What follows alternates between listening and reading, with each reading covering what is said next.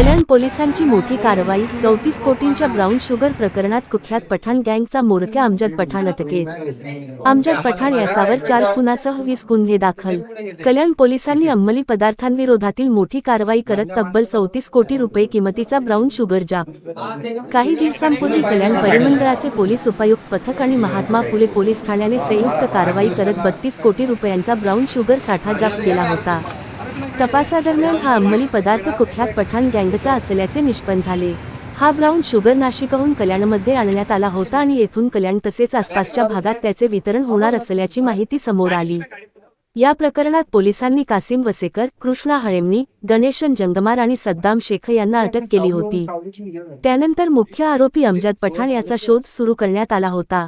अखेर पोलिसांनी त्याला अटक करण्यात यश मिळवले।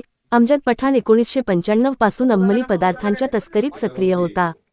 त्याच्यावर एकूण 20 गुन्हे दाखल असून त्यात 4 खुनांच्या गुन्ह्यांचाही समावेश आहे। अमजदविषयी किंवा त्याच्या अवैध धंद्यांबाबत पोलिसांना माहिती पुरवणाऱ्यांना लक्ष्य करून त्यांची हत्या केल्याचेही आरोप त्याच्यावर करण्यात आले होते। यामुळे या गँगची परिसरात मोठी दहशत निर्माण झाली होती। ही कारवाई पोलीस आयुक्त आशुतोष डुंबरे, सहपोलीस आयुक्त डॉक्टर दयानेश्वर चव्हाण, अपर पोलीस आयुक्त संजय जाधव यांच्या मार्गदर्शनाखाली पोलीस उपायुक्त अतुल झेंडे, सहाय्यक पोलीस आयुक्त अशोक होनमाने यांच्या नेतृत्वात करण्यात आली। स्पेशल स्क्वॉड आहे, त्या स्पेशल स्क्वॉडनी साहेबांच्या मार्गदर्शनाखाली एक मोठं रॅकेट पकडलेलं आहे, ज्याच्यामध्ये 9,768 ग्रॅम ब्राऊन शुगर पकडलेली आहे आणि याच्यामध्ये 5 आरोपींना अटक केलेलं आहे। त्यापैकी 2 तर अटक झाले होते। कच्चा व्यवसाय त्यांच्याकडे करायची आणि याची किंमत जी आहे साधारणतः 32 कोटी 18 लाख रुपये ही किंमत आहे। या 5 आरोपींपैकी जे 3 आरोपी आहेत त्यांच्यावरती एक अमजद पठाण म्हणून जो मुख्य याच्यातला जो किंगपिन ज्याला म्हणता येईल त्याच्यावरती 20 गुन्हे दाखल आहेत। अगोदरचे पण 2 मोबाईल दाखल आहेत। दुसरा जो आहे तो कासिम म्हणून आहे, त्याच्यावरती 3 गुन्हे आहेत आणि सद्दाम शेख त्याच्यावरती 7 गुन्हे आहेत पूर्वीची।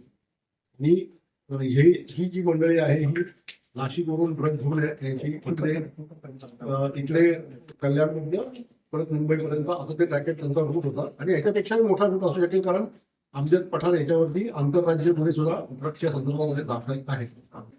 एकंदरीतच आम्ही ह्या सगळ्यात आतापर्यंत 5 आरोपी अटक केले, त्यापैकी 2 मेन आहे, काल अटक केलेला आहे आणि त्याला आता 10 दिवसाची PCR मिळालेली आहे। यामध्ये आम्ही अजून त्याचे कुठे सप्लाय आहे कोण त्याच्या अजून साथीदारांचा आम्ही पूर्णपणे तपास करत आहोत। 2 आरोपीला कल्याणमध्ये पकडलं, बाकीचे 3 आरोपी कुठले आहेत त्यांना कसं? त्यातले 2 आरोपी जे आहेत ते मुंबईचे आहेत, जे 2 आहेत ते कल्याणमध्ये आणि एक शहापूरमध्ये। हे कुठून माल आणायचे आणि कोणाला? हे माहिती ना आता एस्टॅब्लिश जे आहे की नाशिक वरून येऊन ते ह्या सगळ्यात मुख्य आरोपी आहेत। आणणारे जे आहेत ते म्हणजे आता आम्ही ह्या गोष्टी इथे सांगण्यासारख्या नाही, आमच्या तपासात पुढे, पण ह्याच्यात मी एवढं सांगू शकतो की ह्यातले सगळे जे गुन्हेगार आहेत ना ते सगळे ह्या रॅकेटमध्ये पूर्वीचे लोक आहेत। आपल्याला प्रायमरी हा जो माल जो आहे नाशिक मार्गे कल्याणचा ते मुंबई माल सप्लाय होतो।